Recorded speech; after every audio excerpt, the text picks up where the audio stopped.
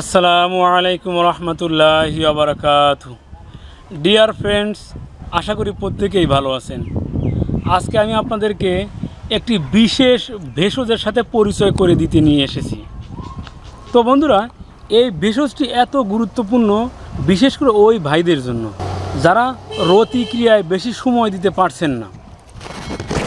1-2 মিনিটের মধ্যেই যাদের বীর্যপাত হয়ে যাচ্ছে, শুক্রতারল্য জনিত সমস্যার কারণে স্ত্রীর কাছে বারবার লজ্জিত হচ্ছেন, মুখ দেখাতে পারছেন না, বারবার বিভিন্ন কবিরাজ বিভিন্ন হেকিমের দ্বারস্থ হচ্ছেন, উপকৃত হচ্ছেন না।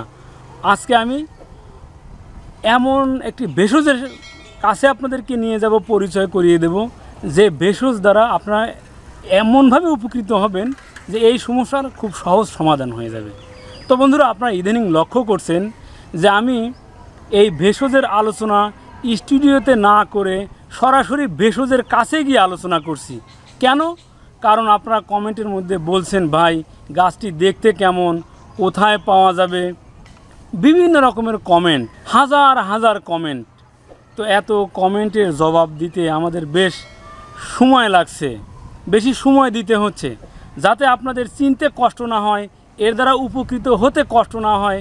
এই জন্য আপনাদেরকে সরাসরি সেই ভেষজের সাথে পরিচয় করিয়ে দিচ্ছি, দেখিয়ে দিচ্ছি। তো আসুন বন্ধুরা।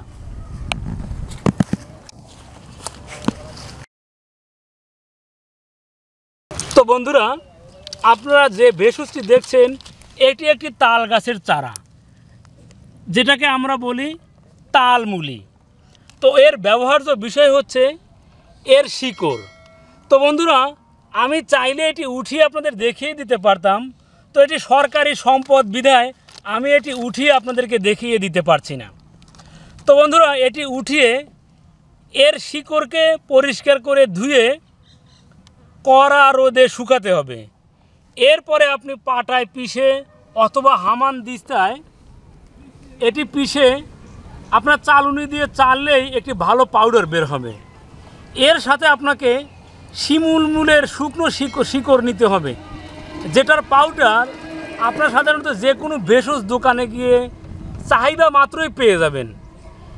তো সমপরিমাণ তালমুলির পাউডার এবং শিমুলের শিকড়ের গুঁড়া যে পাউডার একত্রে 1 চা চামচ পরিমাণ ঘিয়ের সাথে, আমি আবারও বলে দিচ্ছি, 1 চা চামচ পরিমাণ তালমুলির পাউডার, 1 চা চামচ পরিমাণ শিমুলের শিকড়ের পাউডার, 1 চা চামচ পরিমাণ ঘি।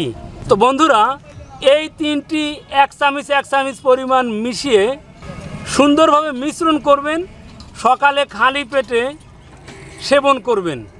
সেবন করার পরে উষ্ণ গরম দুধ পান করলে আপনার রতিক্রিয়া বৃদ্ধি পাবে, আপনি অধিক সময় দিতে পারবেন, আপনি কখনো আর লজ্জিত হবেন না।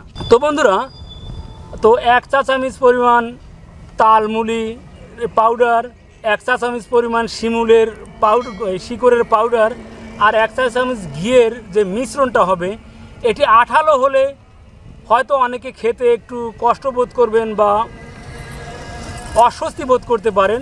সেক্ষেত্রে এই তিনটির মিশ্রণ একটু উষ্ণ দুধের সাথে আপনারা গুলিয়েও খেতে পারেন।